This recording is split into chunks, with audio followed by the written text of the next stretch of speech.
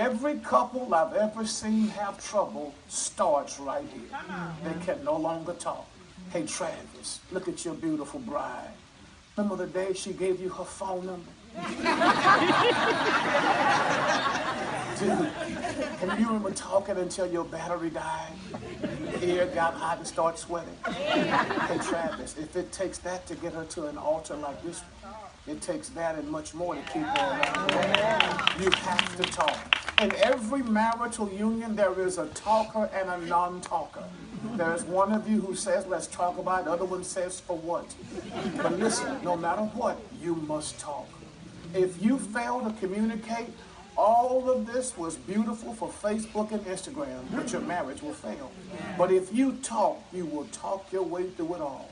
Learn to listen. Learn to share. You don't always have to agree, but you always have to communicate. Number 2, budget your plan and plan your budget. Love is one thing, but it never pays bills. I want to let you know in every marriage there is a spender and a saver. I don't want to know which one is which. Just hear these words of wisdom. Let the cheap one keep the money. You'll always have resources when you need them. If you can share beds, you can share banks. So understand that the resources you gain as a family are your resources as a family. We are unapologetically Christians. So we believe in tithing. 10% of what we get goes to God. The second 10% we learn to live on. The second 10% we learn to save. 80% is what we learn to live on. And I believe if you practice this long enough, you will eventually live on 10% and have a 90 just to go ahead and say, God, what do you want me to do? It is because he favors us for doing it. Number 3, avoid third-party intrusions. And I'm so glad all of these seats are packed to capacity because I can say things to them y'all can't say. So, on behalf of Travis and Sacreea, if you love them, hear these words. Stay out of their business. Please hear this. If you tell your family the things that go on under your roof, they'll learn to dislike her. And you would have forgiven her, but they won't. Sacreea, there's going to come a day when he's going to get on your nerve. If you tell your family, they ain't going to like him no more. So there's some things you got to keep under your roof. If you tell your friends and your cousins and them, it's just going to start a mess. Learn how to talk with God. He's the best counselor you'll ever have. And should you reach a place where you need personal counseling, run from people with good advice but bad marriages. They cannot help you. Find somebody with a Bible and a good marriage of their own who can be confidential with your matters and hold them to heart and give you earnest, honest feedback. Other than that, only tell Jesus he's still a wonderful counselor. Fourth one is avoid infidelity.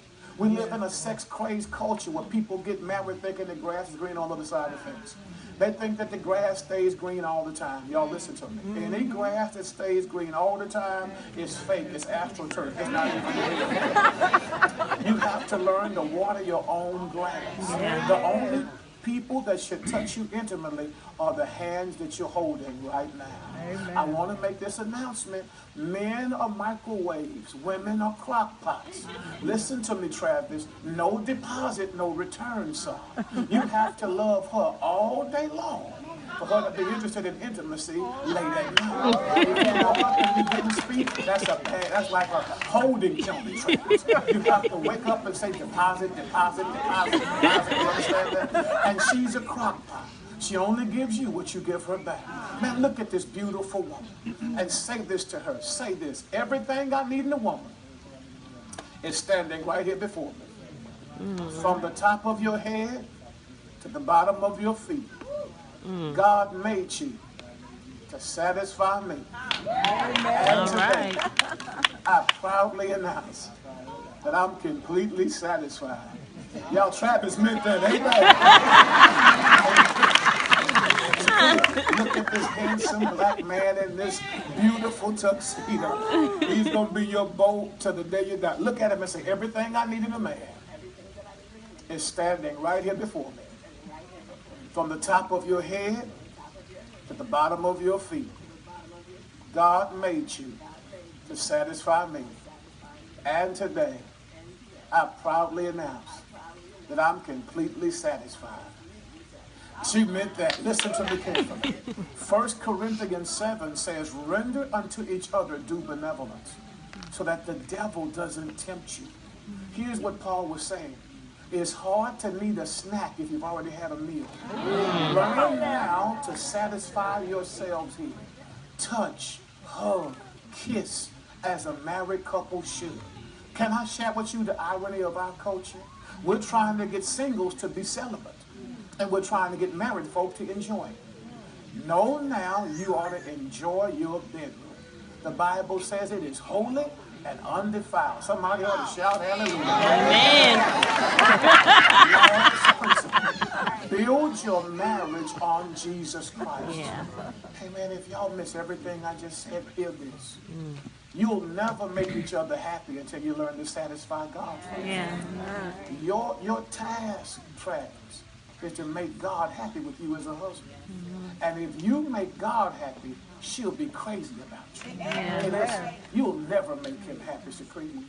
But when you seek to make God happy, you'll be the object of his desire. Learn now that everything around you is going to change. Little people become big people. Older people pass. But Jesus lasts forever.